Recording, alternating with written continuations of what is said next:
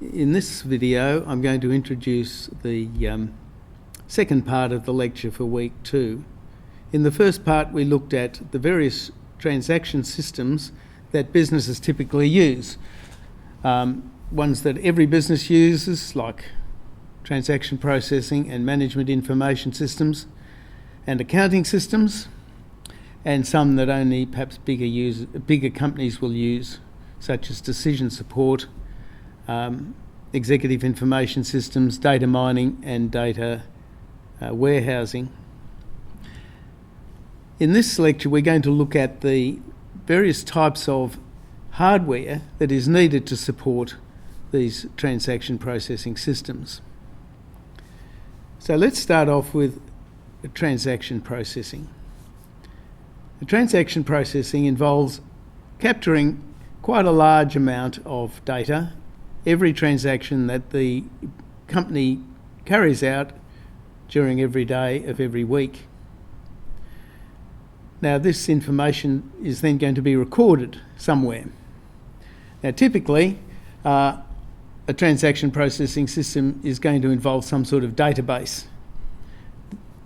In most businesses, this is going to involve a database management software of some sort, such as MySQL or Oracle, or one of those database management systems.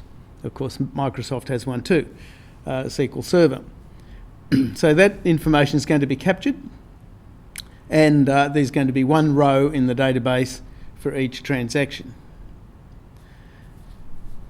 So if you go to a big supermarket, you're going to find in the back room somewhere a server that is capturing all the checkout information. Every time somebody registers something at the checkout, that data is going to be recorded in the database. And then remember that not all transaction processing systems involve cash. The transport system, for example, each delivery would probably be a row in a database.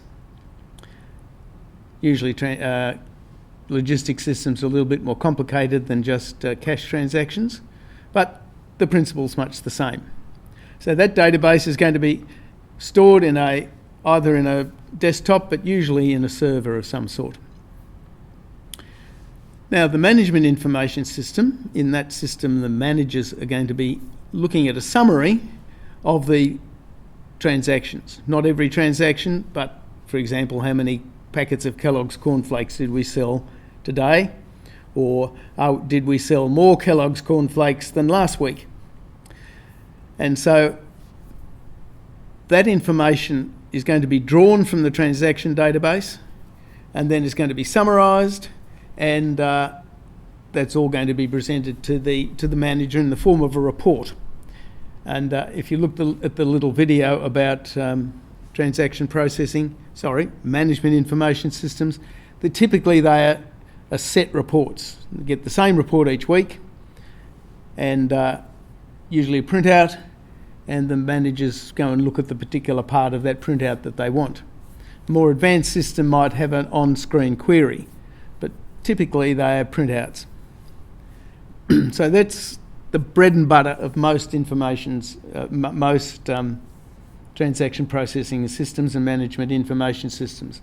Transaction processor feeding information into a server, and a database and a server, and the manager using a PC to access the data on the server. And of course, usually that involves a network of some sort as well. So there's going to be cables or Wi-Fi or whatever to connect both the devices that are collecting the information, whether that's a PC or a cash register, and the MIS is going to use a PC to draw that information out of the database. Or somebody's going to do it for them and then give the manager a printout. Okay, so that's the bread and butter of it. And of course, an accounting system, AIS or accounting information system, typically in a small business, that's going to be a software like MYOB or something like that. Now that can be either on a PC, or it's going to be online. They're online versions of most of the small accounting systems, and so it mightn't even need much of a database. It could be on a service provider's machinery. But if it's not, it's usually kept on the hard drive of the PC of the accountant or the bookkeeper for the company. Now, some of these systems draw information from the transaction processing system, but not always. Sometimes some simple accounting system like MYOB doesn't actually draw stuff from a transaction processing system. The information is re-entered by the bookkeeper or the accountant. Decision support systems, typically, as I said before, they involves some sort of spreadsheet, but the data from that spreadsheet could be captured from the management information system or the transaction processing system in the form of a query, which the query is then fed into a spreadsheet, and the analysts, the accountant or the managers then manipulate the data on the spreadsheet in order to answer the queries that they have to sort out at the higher tactical and the strategic level. Executive information systems, that's typically for large companies. They have not only information from within the company, but they're also taking information from outside the company. Things like stock market prices, information about sales, for example, iron ore prices or volumes of sales, or all that sort of thing gets fed in so that the higher levels of the company can make strategic decisions. Now, data warehousing and data mining are fairly major sort of operations. They're not something the small company is going to undertake at all.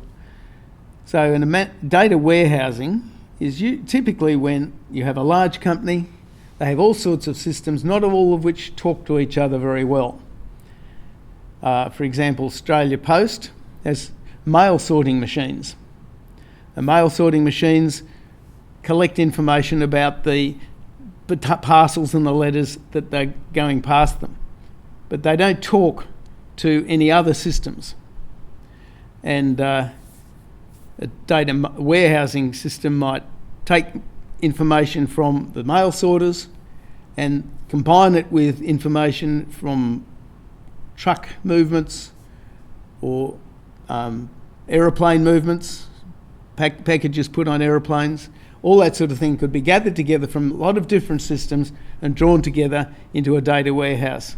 It usually involves some sort of transfer system that's going to suck the information out of the databases that don't normally talk to each other, and then it's going to put it all together where it can be queried and dealt with by the high-level managers.